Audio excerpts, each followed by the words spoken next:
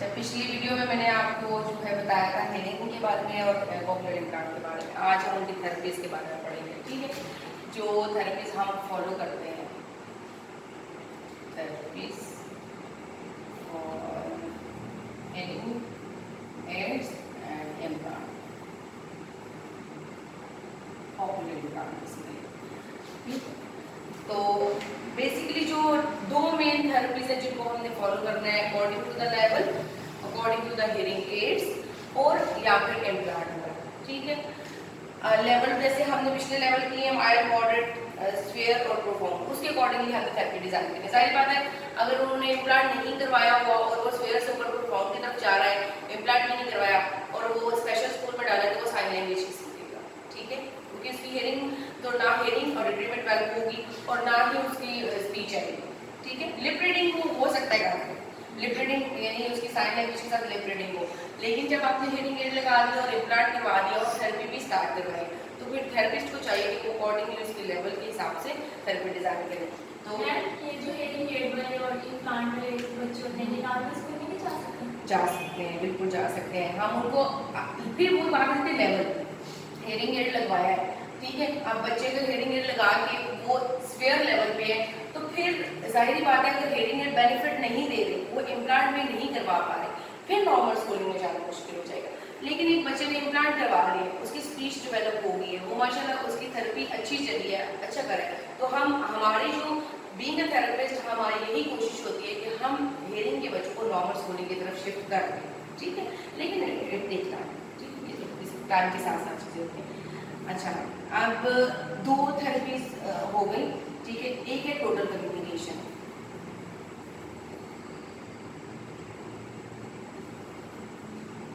Total communication, और जो दूसरी है वो है ऑडिटरी वर्बल थेरेपी। अब टोटल कम्युनिकेशन से शायद कुछ माइंड में टोटल की कुछ समझ आती है, कम्युनिकेशन के लिए कोई बहुत सारी चीज़ें जो है वो मिला के यूज़ की जाती हैं। तो ये जो बेसिकली मेथड है ना, ये हम जब हियरिंग एड के बच्चे हमारे पास आते हैं, जब वो स्फीयर लेवल के साथ आते हैं तो फिर हम यूज़ करते हैं। मीन्स कि उसने हियरिंग स्फीयर, उसका हियरिंग लॉस स्फीयर में था, यानी 70 से 80 के बीच में था, और उसने जब हियरिंग एड लगवाए तो वो स्पीच थेरेपी के लिए आए, तो अब बाई बी पॉसिबल जो एड्स लगे हैं उसकी वजह से उसकी स्पीच के साउंड्स आ जाए। ठीक है, सुपर पावर उसने लगाए हैं अब, लेकिन वो थेरेपी से ही आएंगी।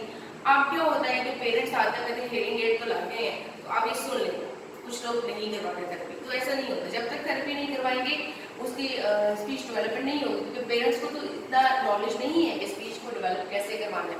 तो उसमें टोटल कम्युनिकेशन में हम देखेंगे क्या क्या चीज़ें आ जाती हैं। उसकी ऑडिटरी यानी सुनना, वीएन मीन्स कि हम उसको बॉडी लैंग्वेज भी साथ ऐड कर लेंगे, इसके जेस्चर्स भी ऐड कर लेंगे, इसका देखना भी ऐड कर लेंगे, मीन्स वो सारी चीज़ें साथ साथ आ जाती हैं। वीएन, जेस्चर्स, बॉडी लैंग्वेज और साइंस,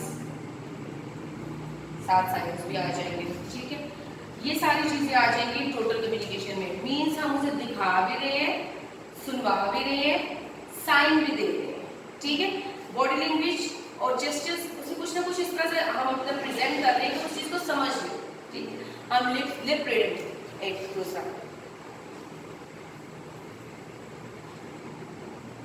ये तब होगा जब वो स्फीयर में होगा। ठीक है, तो मुश्किल हो गया। हाँ, अब हमने बच्चे पे मेहनत की, अब ये नहीं कि बच्चे को हमने पूरी थेरेपी के टाइम पे 2 साल या 3 साल 4 साल जितने टाइम पे थेरेपी करवाई हमने इस पे रखना है, नो, हमें उसको इसकी तरफ लेके आना है।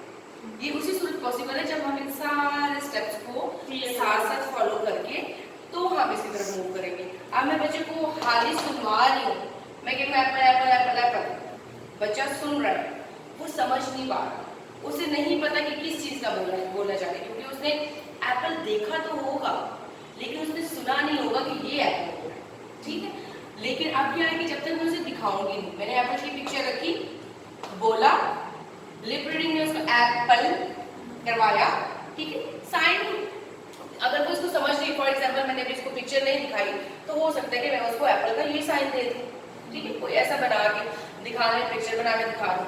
मीन्स की जरूरी नहीं कि हर चीज़ में हर आप एप्पल में हो सकता है हमें साइन ना देना पड़े, हमें इन तीन चीज़ों से काम चल जाए।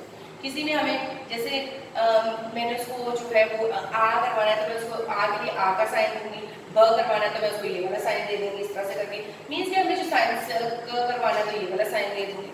तो साथ साथ ये भी करना पड़ेगा और बोलना सुनना सब कुछ साथ साथ होगा। ये सारी चीज़ें होंगी तो इफेक्टिव होगा, ठीक है। टोटल कम्युनिकेशन ही है ये।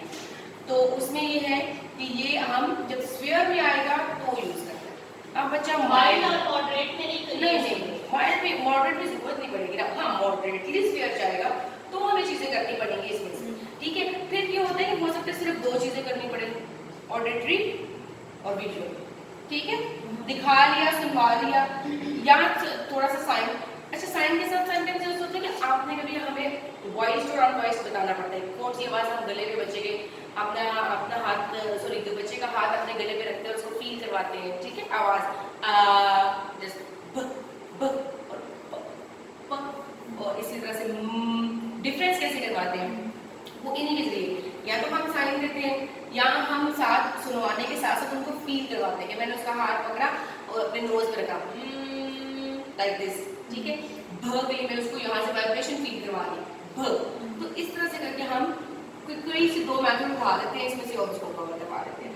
लेकिन जब माइंड में जाएगा, अब हम इम्प्लांट की बात, माइंड में जाएगा तो ऑडिटरी पर बोलेगा। इसमें क्या होता है, जब बच्चा इम्प्लांट करवा के आ गया, हेयरिंग आ गई, मीन्स कि इम्प्लांट करवाया उसने, आप उसमें लेवल को छोड़ दो। आप उसमें ये नहीं कि हेयरिंग वो स्फीयर में है, वो प्रोफाउंड में है, वो किस लेवल में, वो मैटर नहीं कर रहा, क्योंकि आप डायरेक्ट ब्रेन तक आवाज़ें जा रहे हैं, आप लेवल नहीं आया, आप सीधी थेरेपी होनी है, बच्चे को आवाज़ें जा रही है, हर तरह की आवाज़ जा रही है, छोटी से आहिस्ता से ऊंची आवाज़, हर आवाज़ जा रही है। इम्प्लांट करवा ले तो आवाज़ जा रही है, लेकिन आवाज़ मीनिंगलेस है, उन्हें उन आवाज़ों की समझ नहीं है। हेयरिंग एड्स में भी ये होता है, हेयरिंग एड जब लगाते हैं शुरू में तो बेहंगम आवाज़ें लगती हैं कि पता नहीं शोर एक आ रहा है, लेकिन जैसे जैसे हम थेरेपी करते हैं उसे पता चलता है अच्छा ये तो आ बोला जा रहा है। हेयरिंग एड में टाइम लग जाता है, इम्प्लांट में हमें ज़्यादा टाइम नहीं लगाना पड़ता। एक आवाज़ को हम उसके पीछे बोलते हैं, आहिस्ता से बोलें, ऊंचा बोलें, हम उसकी जब ऑडिटरी उसको सुनवाते हैं तो वो उस चीज़ को पिक कर लेते हैं, क्योंकि उसे आवाज़ जा रही है, सिर्फ आवाज़ की समझ नहीं, हम मीनिंगफुल बनाते हैं उसको थेरेपी से। देन प सिखाती हूँ, ठीक है, प बैक से, देन ल एप्पल, वर्ड बन गया एप्पल। अब उसने साउंड पीछे से पिक की, वर्बल में वो बोलेगा, सुनेगा, इसका मतलब ये सुनो बोलो, सुनेगा और बोलेगा। साथ साथ जाहिर बात है हम दिखाएंगे लाजमी, ठीक है। मैं अगर एप्पल बोल रही हूँ पीछे से, लेकिन उसे नहीं पता तो मुझे एप्पल दिखाना भी तो है ना, तो एप्पल सुने, देखे, बोले। तो समटाइम्स ये ऑडियो विजुअल भी कह रहे होते हैं, लेकिन ऑडिटरी वर्बल है, तो इसका मतलब ये है कि इम्प्लांट के बाद उसको हर तरीके से आवाज़ें आती है। हाँ बिल्कुल, और उसमें थेरेपी यही करवानी चाहिए। इम्प्लांट करवाने के बाद इस थेरेपी को फॉलो नहीं करना, ठीक है। जब इम्प्लांट करवा लिया तो फिर ये थेरेपी फॉलो होगी, ठीक है। अगर आप ये करवाओगे तो फिर जाती हो जाएगी बच्चे के साथ, क्योंकि हमने बच्चे के लेवल की तरह हम हेयरिंग एड तो नहीं यूज़ कर रहा, वो जो एड यूज़ कर रहा है वो इम्प्लांट उसका हुआ, ठीक है। तो फिर उसको हम उस तरह से लेंगे अकॉर्डिंगली। मैम ये तो हेयरिंग एड्स वाले और इम्प्लांट वाले की होगी, तो जो नॉर्मल इंसान है उनकी फ्रिक्वेंसी कितनी होती यानी है? कि आपकी हाँ यानी कि मेरी। हाँ, तो वो जो हमने ग्राफ बनाया था वो 10 था, ठीक है। ये मेरी और आपकी फ्रिक्वेंसी है। हाँ, कभी ऐसा भी हो सकता है कि आप टेस्ट करवाओ तो आपकी 20 आ रही हो, ठीक है, लेकिन ये नॉर्मल है, हम लोग सुन रहे हैं। समटाइम्स हमारे भी कानों में एक्स हो सकती है, ठीक है। 10 से 20 होगी तो नॉर्मल होगी। हाँ, ये नॉर्मल। तो अगर इससे ऊपर 30 जाएगी तो फिर माइल्ड। हाँ, थोड़ा सा माइल्ड का आ जाएगा तो आपको उसके लिए हेयरिंग एड लगाने की जरूरत तो नहीं पड़ेगी, उसमें भी ये नॉर्मल है, ठीक है। ये 26 से ऊपर नॉर्मल ही है एक किस्म की समझे, लेकिन जो 10 बेसिकली नॉर्मल हेयरिंग लेवल है हर